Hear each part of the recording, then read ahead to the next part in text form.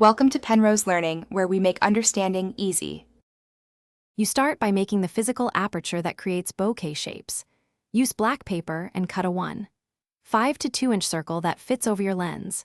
Next, trace and cut a 0.5 to 1 inch shape in the center, circle, heart, or star, because the camera will render highlights into that shape. Once done, hold or tape this disc over the lens edge so the camera still sees light through the cutout. Make sure edges are sharp for crisp bokeh shapes. Now you control depth and focus to shape the bokeh effect. Choose the widest aperture your lens or phone allows, f/1.8 to f/4, or use portrait mode because shallow depth of field makes highlights bloom.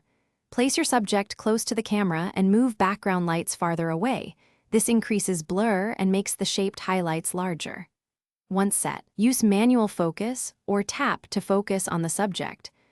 Finish by refining light, distance, and alignment to maximize the shaped bokeh. Start with small, bright point lights like LEDs or fairy lights. Smaller points yield clearer shapes. Once framed, tweak the paper disc position so the camera sees the cutout centered. Slight shifts change sharpness.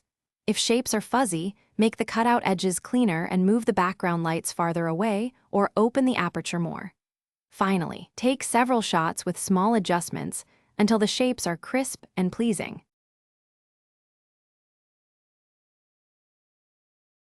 Thanks for watching. If this was helpful, leave a like and consider subscribing. See you next time.